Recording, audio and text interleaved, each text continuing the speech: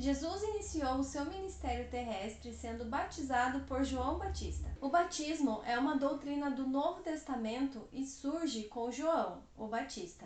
Ele recebeu esse nome porque batizava. Jesus tinha cerca de 30 anos quando se dirigiu ao Rio Jordão para ser batizado e iniciar o seu ministério terrestre. Seu batismo serve como exemplo para todos aqueles que desejam segui-lo e obedecer os seus ensinos. Que circunstâncias envolveram o batismo de Jesus? Por esse tempo, dirigiu-se Jesus da Galiléia para o Jordão, a fim de que João o batizasse. Ele, porém, o dissuadia, dizendo: Eu é que preciso ser batizado por ti, e tu vens a mim? Mas Jesus lhe respondeu: Deixa por enquanto, porque assim nos convém cumprir toda a justiça. Então ele o admitiu. Batizado Jesus, saiu logo da água, e eis que se lhe abriram os céus, e viu o Espírito de Deus descendo como pomba, vindo sobre ele. E eis uma voz dos céus que dizia: Este é o meu Filho amado, em quem me comprazo. Muitos buscavam João para receber o batismo do arrependimento e obter o perdão dos seus pecados. No entanto, por que Jesus, que não tinha pecado, se batizou? Primeiramente, como nosso substituto, assumiu a culpa da humanidade e foi batizado por causa dos nossos pecados. Em segundo lugar, Jesus queria deixar um exemplo para que todos os que um dia crescem nele como Salvador também passassem pelo batismo. Jesus via o batismo como uma condição para a salvação? Quem crer e for batizado será salvo. Quem, porém, não crer será condenado. Jesus respondeu: Em verdade te digo, quem não nascer da água e do Espírito não pode entrar no reino de Deus. Em seu diálogo com Nicodemos, Jesus foi claro: quem não nascer da água, o batismo, e do Espírito, a conversão, não pode entrar no reino de Deus. Há alguma exceção? A própria Bíblia apresenta um caso: o ladrão na cruz.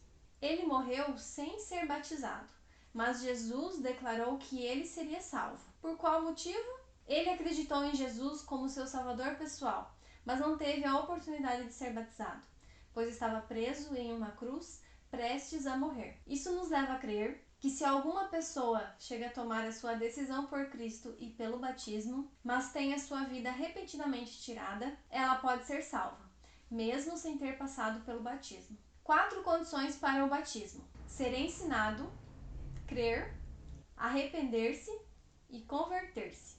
Com base nesses textos, podemos concluir que o primeiro passo é ser ensinado.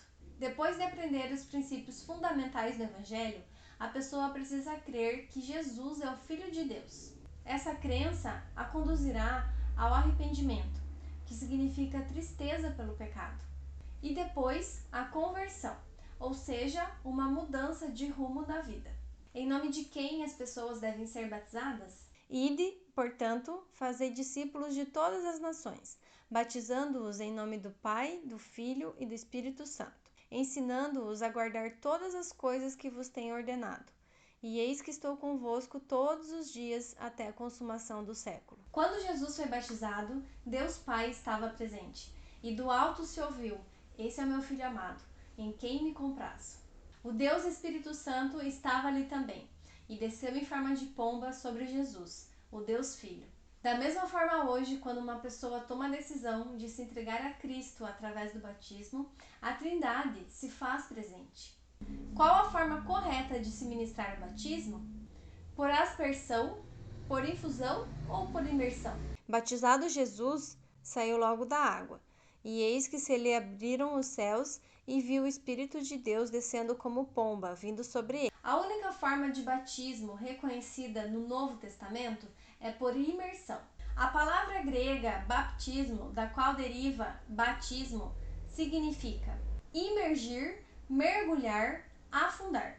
Não existe nenhum outro exemplo de batismo na Bíblia por aspersão ou infusão. Qual o simbolismo do batismo segundo a Bíblia? Ou, porventura, ignorais que todos nós que fomos batizados em Cristo Jesus fomos batizados na sua morte? Fomos, pois, sepultados com ele na morte pelo batismo, para que, como Cristo foi ressuscitado dentre os mortos pela glória do Pai, assim também andemos nós em novidade de vida.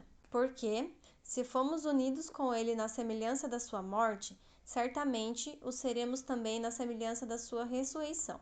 Sabendo isto, que foi crucificado com ele o nosso velho homem, para que o corpo do pecado seja destruído e não sirvamos o pecado como escravos.